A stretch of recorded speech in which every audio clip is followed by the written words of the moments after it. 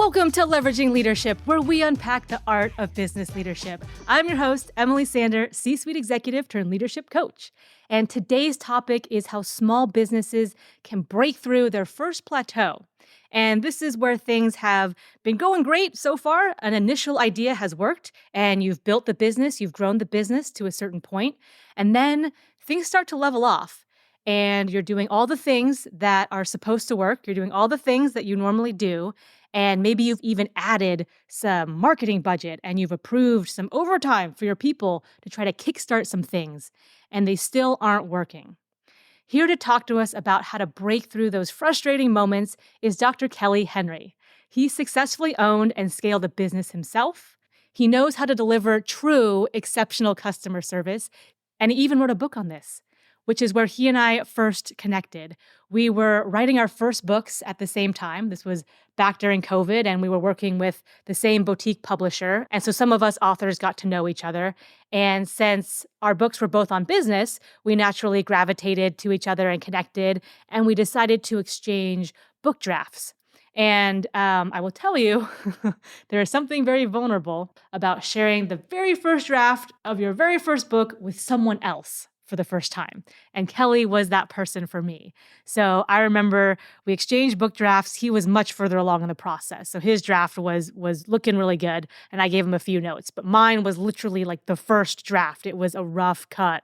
And he was very gracious, and he was just great about giving me feedback and notes and working with me throughout that whole process. So I've always remembered that and really appreciated how he did that. So I have it on good authority that he's an actual good person, and he's also a fantastic resource, especially for small businesses. So with that said, here is the conversation with Kelly. Kelly Henry, it's good to see you, sir. How are you? I am fantastic. How are you doing, Emily? I'm doing great. We just moved, and so we have a beautiful skylight. That's the biggest skylight I've ever seen. Except for when the sun goes over it, it acts as a magnifying glass. So that little atrium entertainment room turns into a hot yoga studio. So we're figuring out how that works. But other than that, Planning area. Yeah. Get the tan on, so there. Yeah, we'll just go in there and exfoliate.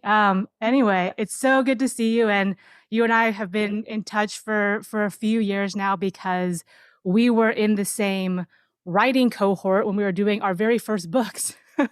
Which seems like a lifetime ago, but you were doing your Define and Deliver Exceptional Customer Service book, and I was doing Hacking Executive Leadership. So I still want to thank you for reading a very early and rough draft of that book and providing some gracious feedback. So I always remember how generous you were with that. So thank you again.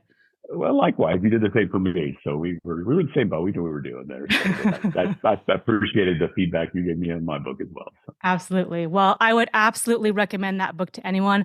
I've worked and led in customer service teams, and I've obviously been on the receiving end of customer service. And it's really hard to capture that X factor of customer service. Like, how do you articulate that? But people know it when they see it.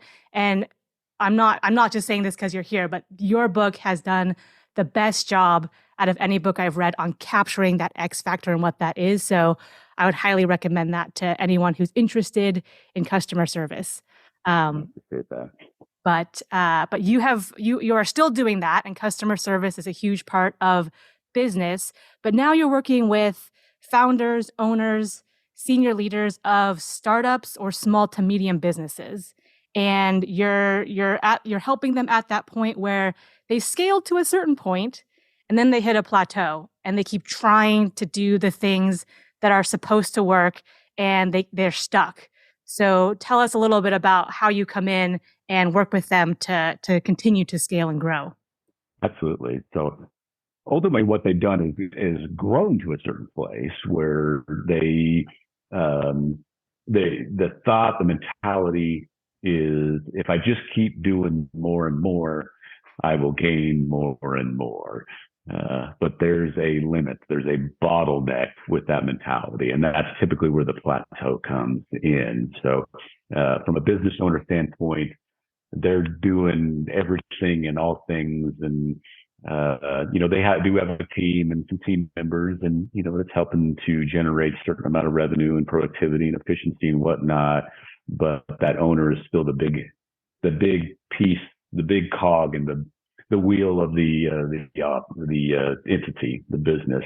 And there's just so much time in the day, so much effort, so much energy that owner can put into their business until it gets to the point where they just can't do anymore. And that's where that plateau typically happens, along with the chance of burnout and frustration and those type of things. So that's where I come in, and we start looking at a business from a standpoint of scaling, which is actually doing less to gain more. We want to look at all the processes, but we specifically want to free up the owner from the kind of the shackles of being the person driving the business entity. We want to put in key people. We wanted to put in systems, and then the metrics where the owner can monitor what's going on, but not being the active ingredient in the business, so they can scale and continue to expand as they're dreaming, so, or have dreamed. You said a lot of great stuff there, and something key is doing less for more, which is almost the opposite of how most entrepreneurs or business people think, which is, I have to work harder. I'm not getting those results, so I must put in more hours and do more. So how do you get them to transition to that new approach? I love and preach and teach and drive this into my client's head, the 80-20 rule, the Pareto principle, and Pareto principle, excuse me. And really that's it's a great principle just for, I mean, you apply it to so many things in life because it's so applicable, but for the business sense, it's just to look at and start using the 80-20 rule in all the different systems of the business. So from the owner standpoint, look at their activities and what they are doing, and classify them as, okay, what is the 20% of things I'm doing that's really creating the 80% of impact? Okay, well, what about the 80% that I'm doing that doesn't need to be done, or certainly I don't need to be doing delegating, and start loosening those shackles and delegating things out. Let's use the 80-20 rule as it's related to, the sales, the marketing, the efficiency of the office. I mean, again, you can use it basically through every process and procedure in a business, and start just narrowing that down, narrowing the different pieces of the business down to create that efficiency, but also to create the profitability and again, free up time. And it's so eye opening, and it's fun to see an aha moment with my clients when they start grasping that idea that wow, I work with an insurance agent here locally, and when I started working with him, he had his hand in everything. He was doing home and auto and life insurance and Medicare, commercial real estate, and a couple other things. And so over the last year and a half, we just narrowed it down. Now he's doing life insurance and commercial real estate, and he has these 500. He's, how much is the percentage? Anyways, he's grown close to $1 million in the last year and a half. So by using these principles. So anyway, it's just a small example there, but it's fun. Like I said, to help them grab that idea and that light turn on and go, hey, there's a different way to do this. You mentioned shackles a couple times, and a lot of times people don't know they have them on, and they don't know a different way to operate. And it sounds like you take them from, hey, they might not know what it looks like. So if someone doesn't know what it's supposed to look like or what it could look like, all they have is what they've done before. So they keep spinning their wheels. It sounds like almost sometimes it's not a notion of adding more. It's what can we take away? And you yourself, founder, might be the piece you have to remove or lessen. So talk a little bit about that. No, that's a great point. And then basically you just said it. It's doing less to gain more. And those shackles, and like you said earlier, the entrepreneur, the owner, typically just in that mindset of grind, grind, grind, do more, do more, do more, do more, do more. You know, how can I, what can I add? What can I keep doing? How can I, keep adding pieces up to it? But that again is, there's a limit to that, time, energy that we all are limited by. So it, like you said, it goes against, you know, just what we typically perceive as what we need to be doing. No, let's back up and let's take away to gain more. And it's, again, like I just said, it's a great moment for them to understand that and start grasping that idea. But again, it's just, you got to show them that, no, you're the bottleneck.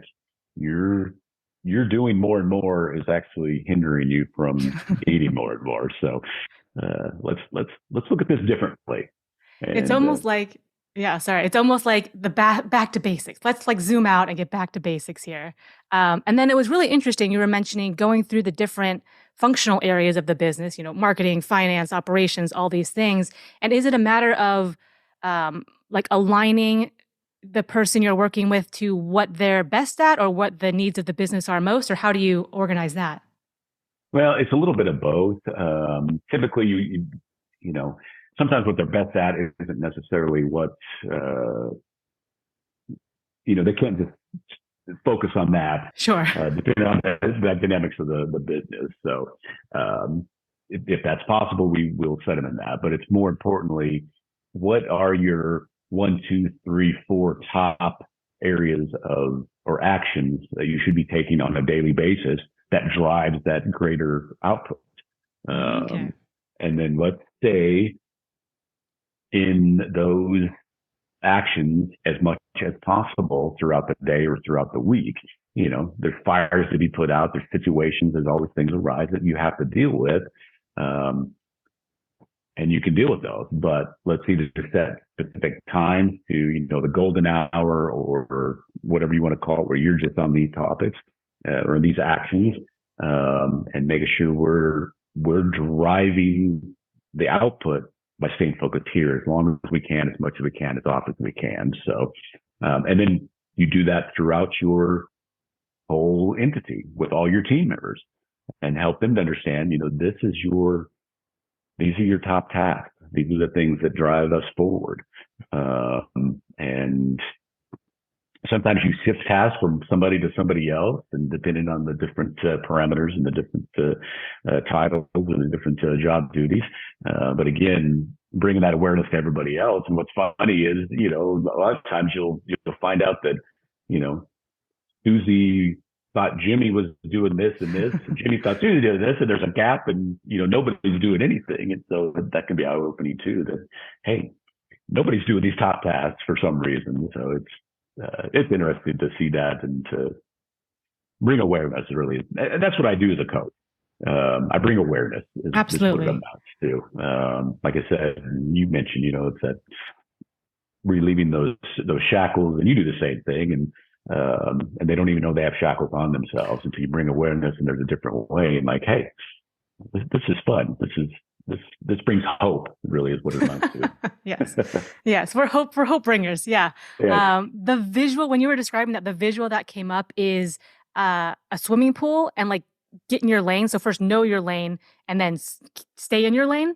And versus everyone just doing a free for all, like a free swim in every single direction across the pool. So I'm really curious, how do you, with every organization, there's similar variables, right? But it's different for each individual organization and each personality you're working with, et cetera.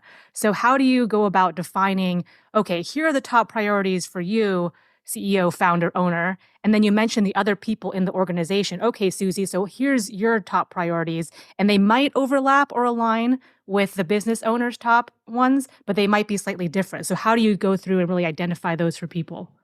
Well, that's like to do it from both standpoints. So the owner is going to write out, is going to identify the top actions that they would have for that person in that particular job.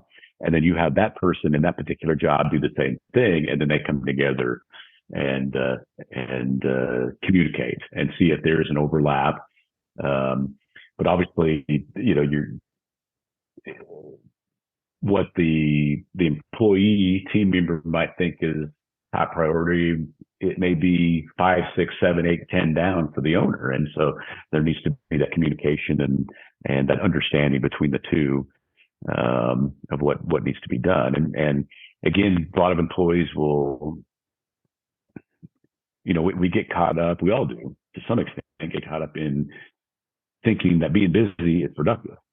Yes. Uh, you know, in reality, we can do a lot of busy work, but really not gain any way in means of productivity. And so that's a lot of what owner can do for his team and employees to help them understand that.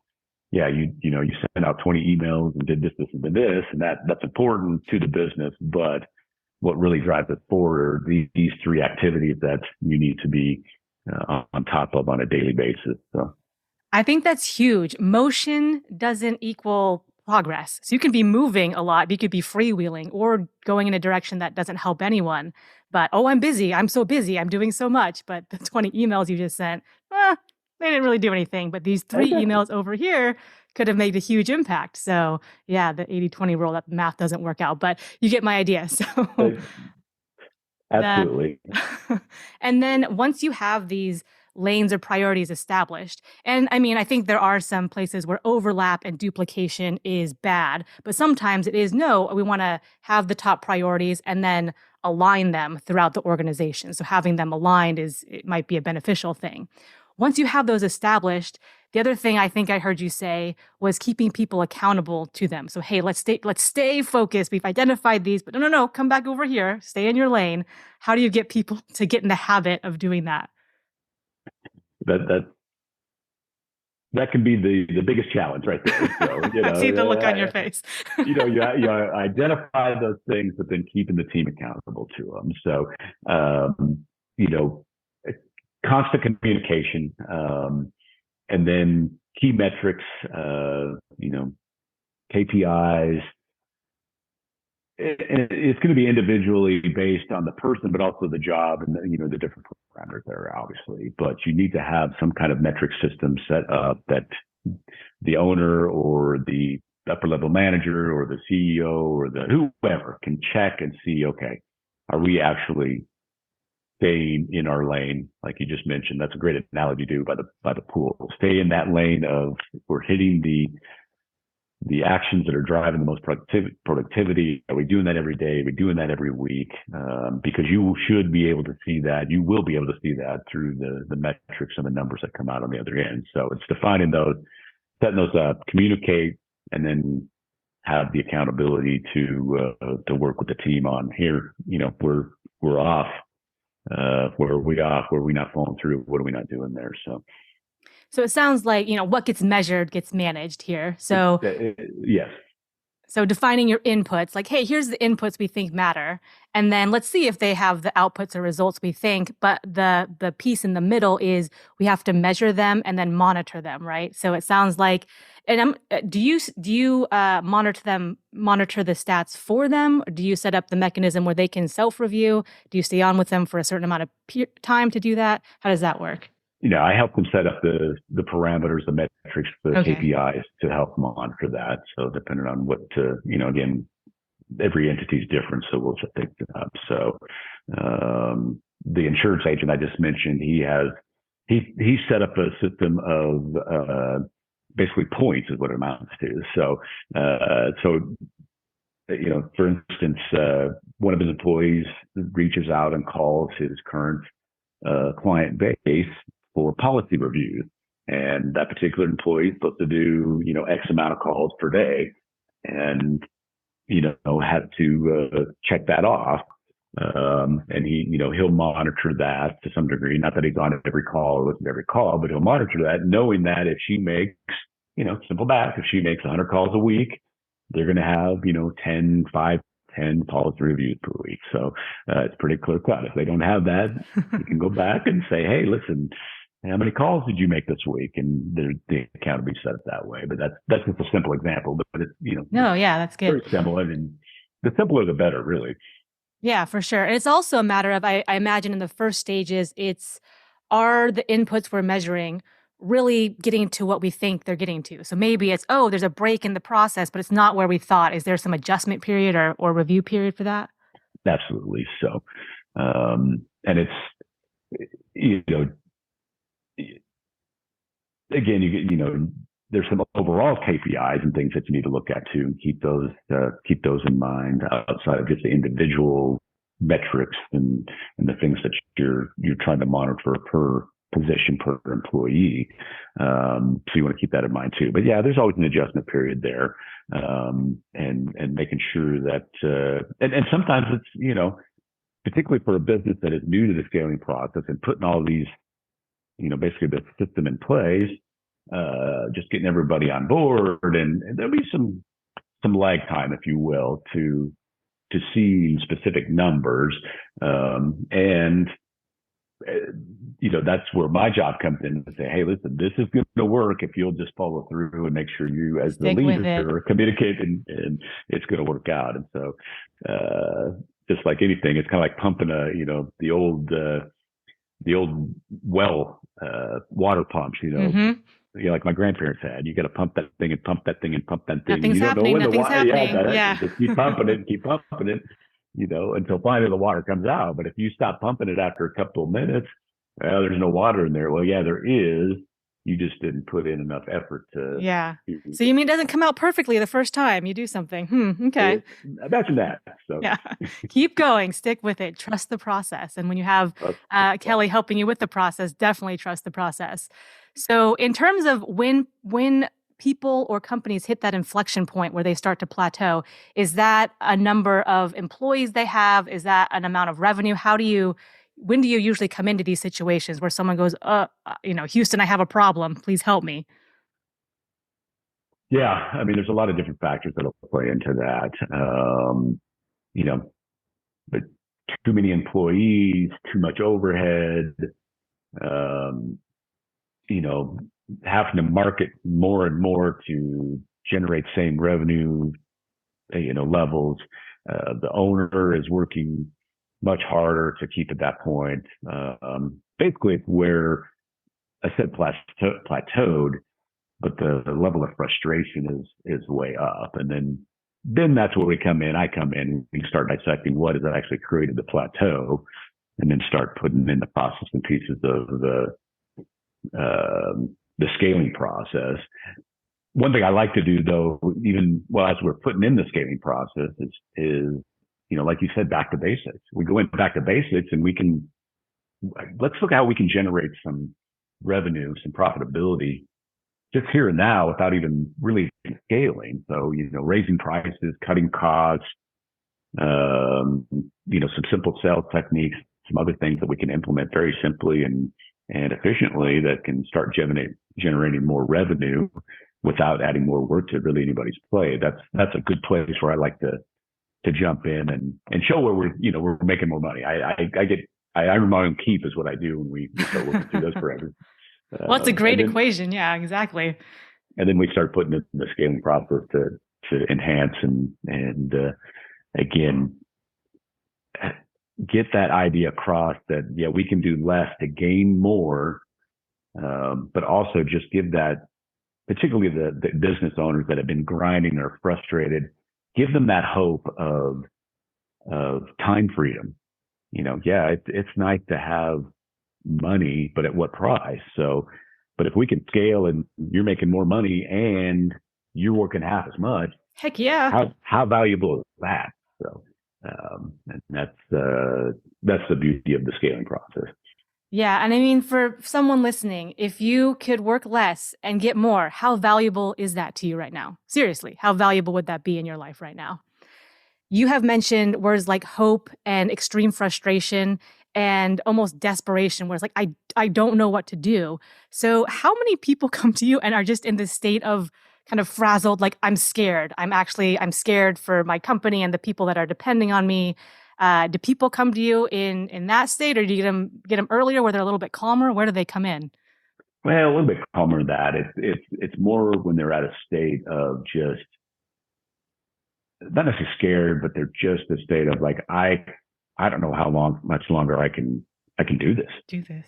I just keep putting more in and trying to figure things out and working harder than that grind. And it, and they can see the success that they've had where, if it was a startup and they got it to, $1 million, let's say, and there's some pride in that, but it's so frustrating that why can't I get it to 2 million, or 5 million or whatever the case may be, whatever the goal may be.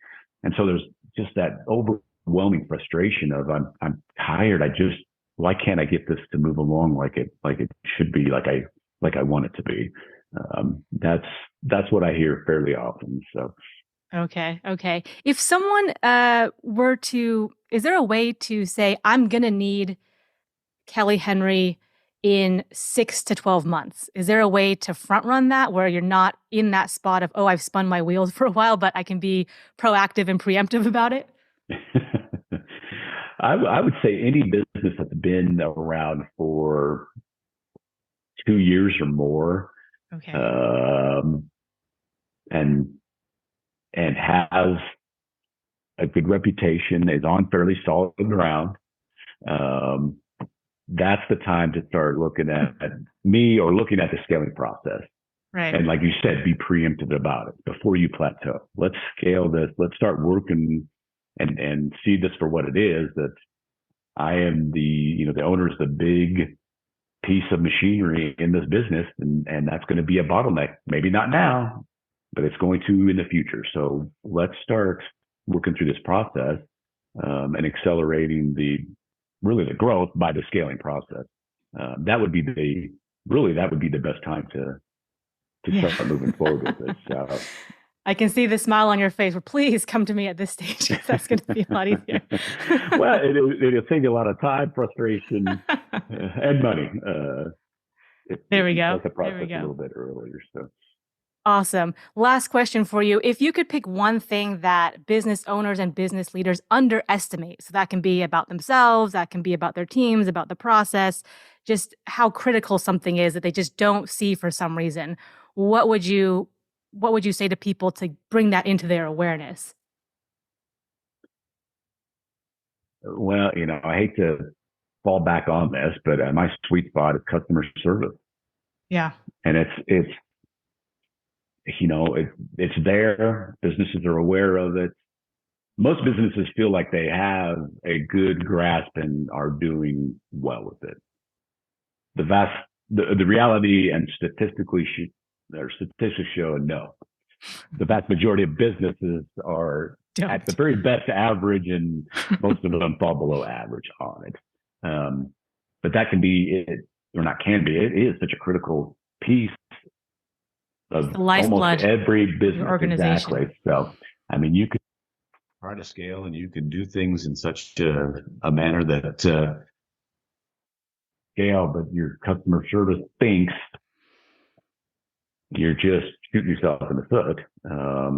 And obviously you're not going to be able to grow and expand and scale like you really should be able to, unless you put that piece of foundation into play. So, and that's something that, obviously through my coaching, we're going to touch on that. We're going to work on that. We're going to continue to enhance that throughout the process of the scaling, because it's such a critical part of the whole piece of the pie, so to speak. So.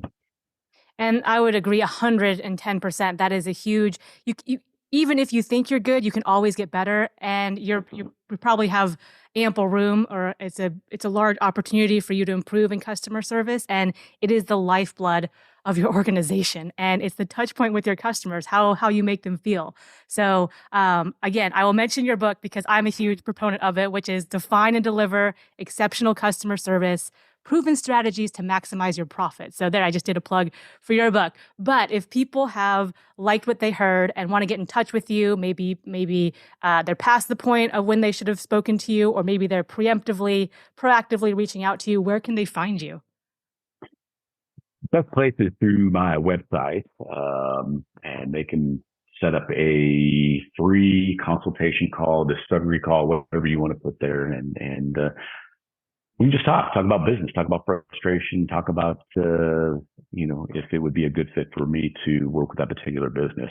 My website is Biz Profit Boost. So profitboost, all one word.com. And you can see my different programs.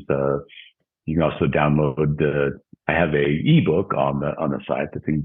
That is a free download there. And then scroll down to the bottom of the site, and you can set up a free consultation, 15 minutes. We can just simply talk about where your business is at, where you'd like it to be, and really just if there's, it'd be a good fit for me to work with that particular entity. Sounds great. And we will have all the links and information in the show notes, so please check that out. But Kelly, thank you so much for being on. We've chatted throughout the years and kept in touch, but never on a podcast. So this was our first one, but hopefully one of many. Thank you so much. Well, thank you for the opportunity, Emily. I really appreciate it. And congratulations on your first book and your new book, which is fantastic. Thank you. And everyone should read that as well. So. Thank you so much. If you enjoyed today's episode, please like, share, and subscribe wherever you get your podcasts.